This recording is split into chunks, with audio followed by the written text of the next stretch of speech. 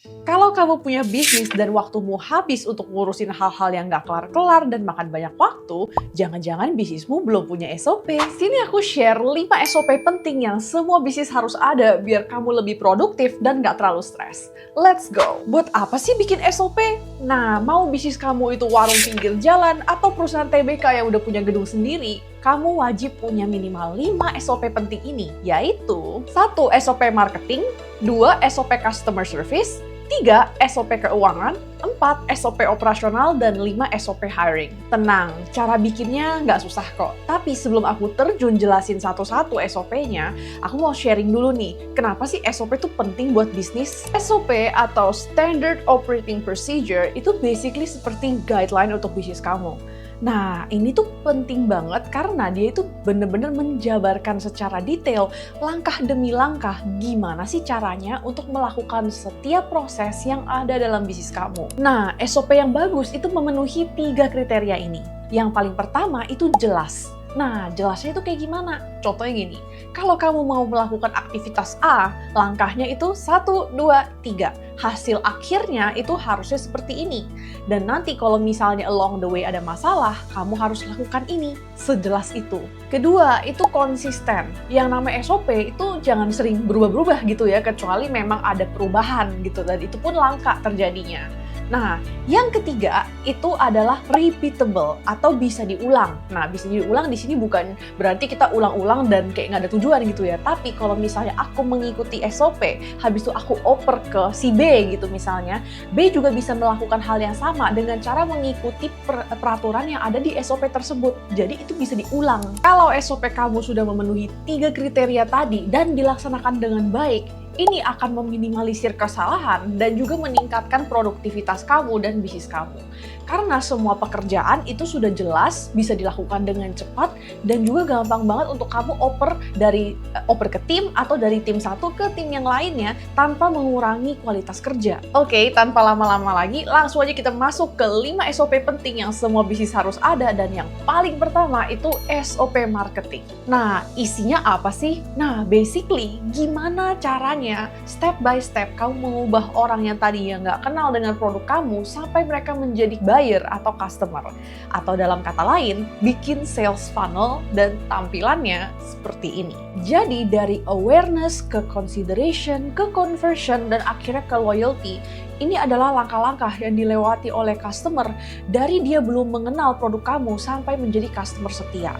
Nah, dari tahap yang satu ke tahap selanjutnya, itu ada langkah yang harus kamu lakukan. That's why harus ada SOP marketing. Yuk langsung aja aku contohin. Nah, misalnya di tahap awareness, kamu kan tujuannya mau mengubah orang dari awareness ke consideration gitu kan. Di sini di tahap dimana kamu menyadarkan orang tentang pentingnya produk kamu.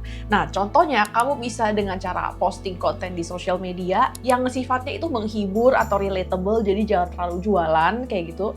Nah, bisa di Instagram atau di TikTok, yang penting menarik dulu customernya kayak gitu. Kamu juga bisa running iklan berbayar, atau kamu juga bisa mengadakan pameran mungkin sekali setahun, dan juga kamu bisa mengumpulkan database WhatsApp customer. Next, di tahap selanjutnya itu consideration. Nah, di sini di mana kamu mengedukasikan customer biar percaya dan makin tertarik dengan produk kamu. Nah, gimana? Nah, ini contoh SOP-nya. Misalnya dengan bikin email newsletter, atau mengadakan konsultasi gratis, atau follow up WhatsApp, atau dengan posting konten edukasi di sosial media. Tahap selanjutnya itu di conversion, di mana customers itu sudah memutuskan untuk belanja. Nah, prosedur kamu kayak gimana? Apakah customer itu disuruh check out di website, marketplace, chat via WhatsApp, atau di toko offline? Tahap selanjutnya yaitu loyalty, itu di mana kamu mengubah customer yang sudah pernah belanja biar mereka belanja lagi sama kamu. Contohnya, kamu bisa memberikan voucher diskon untuk pembelanjaan selanjutnya.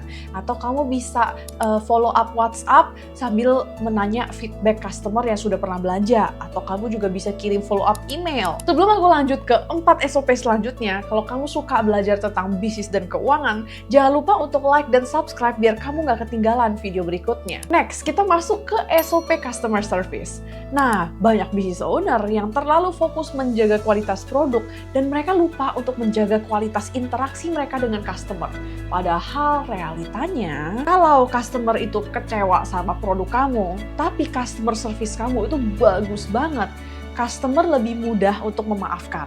Nah, tetapi on the other hand, kalau misalnya customer service kamu itu sampah banget, mau produk kamu sebagus apapun, yang customer inget itu bakal tetap pengalaman buruk mereka dengan bisnis kamu. Nah, bikin SOP customer service itu mulai dari mana?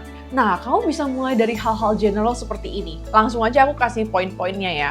Nah, pertama misalnya, seberapa cepat admin customer service harus membalas chat customer. Nah, habis itu, kedua, apakah ada jam operasional untuk customer service kamu? Nah, ada shift nggak? Next, kamu juga harus siapkan SOP pre-sales atau gimana pelayanan kamu sebelum customer-nya itu belanja. Contohnya seperti ini. Nah, siapkan jawaban atas pertanyaan-pertanyaan yang sering ditanya customer atau dalam kata lain FAQ, Frequently Asked Questions. Nah, kamu juga bisa siapkan katalog dan deskripsi edukasi produk, kamu bisa siapkan format order, dan juga siapa yang bertanggung jawab untuk menghadapi customer. Next, jangan lupa untuk bikin SOP after sales atau gimana pelayanan kamu setelah customer belanja. Contohnya seperti ini, kalau customer komplain tentang kualitas produk kamu, harus jawabnya apa? Nah, kalau customer komplain tentang pengiriman, harus ditanganinya seperti apa? Nah, terus, bisnis kamu menerima penukaran atau retur nggak? Dan kalau misalnya iya, prosesnya bagaimana? Habis itu, bisnis kamu terima refund nggak? Nah, kalau iya, prosesnya gimana? Next, juga nggak kalah penting yaitu SOP keuangan. Nah, pasti ujung-ujungnya namanya bisnis pasti berharap untuk menghasilkan profit ya. Dan ini tanggung jawab kamu loh sebagai business owner untuk bisa memanage keuangan dengan baik, biar bisa bayar supplier, bayar gaji, dan lain-lain. Nah, that's why, tapi juga kamu pasti ngerasa nih, kalau misalnya waktu kamu habis tiap hari untuk ngurusin bayar-bayaran, ya kan nggak mungkin juga gitu kan. That's why, untuk keuangan juga harus ada SOP-nya. Bikin SOP keuangan itu mulai dari mana? Nah, kamu bisa mulai dari SOP uang masuk. Nah, ini contoh beberapa poin yang kamu bisa pertimbangkan gitu. Pertama, metode pembayaran apa yang bisnis kamu terima? Habis itu, apakah bisnis kamu menerima pembayaran secara kredit? Kalau iya, kreditnya itu berapa lama? 1 minggu, 2 minggu, 1 bulan? Nah, habis itu gimana caranya bisnis kamu menagih kredit tersebut? Next, kamu juga harus pikirkan SOP uang keluar. Poinnya seperti ini. Nah, pertama, gimana cara kamu membayar tagihan supplier atau tagihan-tagihan lain? Habis itu, adakah hari pembayaran khusus? Misalnya, bisnis kamu hanya memproses pembayaran setiap hari Senin atau hari Jumat. Lalu, gimana sistem reimburse dalam bisnis kamu? Apakah kumpulin stroke dan langsung dibayar hari itu?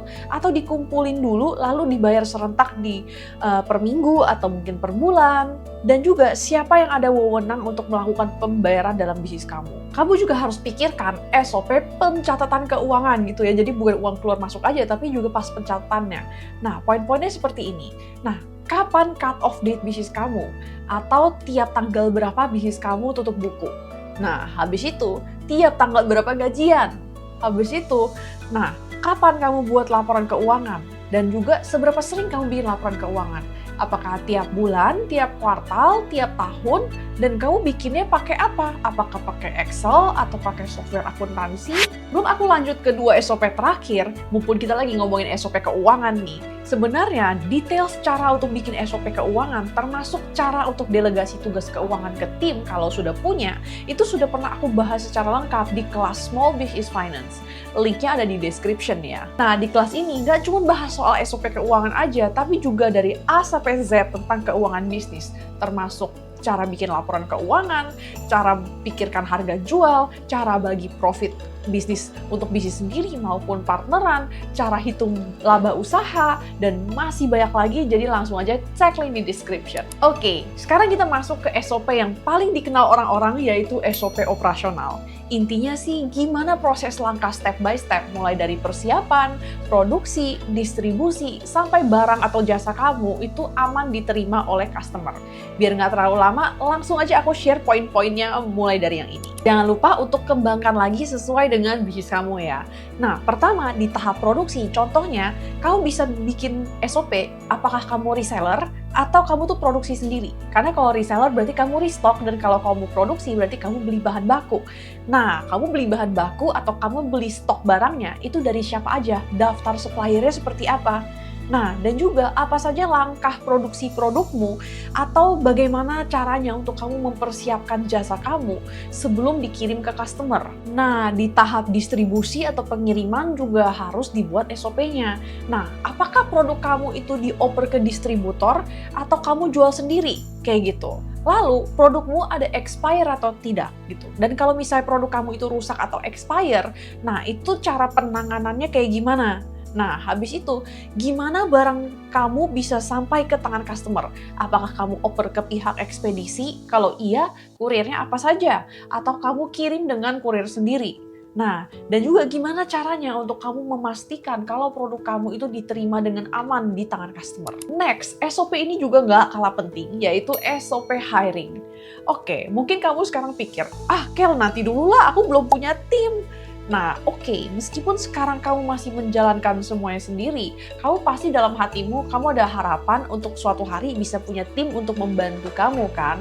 Nah, kalau begitu, berarti nggak ada salahnya untuk mulai dari sekarang, untuk kamu siapkan dulu SOP-nya, biar nanti saat waktunya tiba untuk kamu rekrut tim, kamu nggak terlalu pusing. Dan juga biar tim kamu bisa tahu dengan jelas apa pekerjaan mereka dan apa kualitas yang kamu harapkan, cara kerjanya bagaimana. Nah, ini pentingnya tuh contohnya kayak gini. Pernah nggak kamu rekrut tim yang kelihatan dari CV-nya itu bagus banget, tapi ternyata saat kamu hire atau kamu rekrut, kerjaannya kok nggak sesuai ekspektasi gitu ya. Nah, bisa jadi memang karyawannya yang bermasalah, tapi bisa jadi juga karena bisnis kamu SOP-nya nggak jelas. Jadi nggak jelas gitu pekerjaan yang harus dikerjakan seperti apa, langkahnya seperti apa, ekspektasinya bagaimana. Jadi akhirnya karyawannya juga bingung, aku kerjanya harus kayak gimana nih? SOP rekrutmen dan SDM aku bagi jadi 3 tahap. Saat karyawan masuk, selama karyawan bergabung, dan juga saat karyawan keluar. Nah, kita mulai dari poin-poin saat karyawan masuk dulu ya. Nah, di mana kamu post iklan loker? Habis itu, apa proses rekrutmen kamu dari awal sampai karyawan diterima? Nah, habis itu pertanyaan apa saja yang akan kamu sampaikan di saat interview? Ada tes apa aja yang ada dalam proses rekrutmen kamu dari tahap seleksi, kayak gitu. Lalu, berapa lama masa pencobaannya? Habis itu, berapa gaji untuk masing-masing posisi? Untuk SOP selama karyawan bergabung, struktur organisasi bisnis kamu seperti apa? Dan siapa harus lapor ke siapa? Nah, habis itu gimana proses kamu training karyawan? Apakah pakai video, atau kamu training via Google Meet, atau training langsung on the spot, atau kayak gimana? Nah, habis itu gimana cara kamu evaluasi karyawan tersebut lolos masa percobaan atau tidak? Habis itu, apa job desk masing-masing karyawan? Bikin sejelas mungkin gitu ya. Nah, habis itu ketentuan bisnis kamu itu WFO, WFH, hybrid, atau kayak gimana? Dan juga, kalau saat karyawan itu keluar, kalau mereka ada yang mengundurkan diri, prosesnya bagaimana? Habis itu mereka harus ada ketentuan untuk info paling telat itu berapa lama. Misalnya 1 bulan, 1 month notice, 1 bulan kayak gitu, atau bagaimana gitu.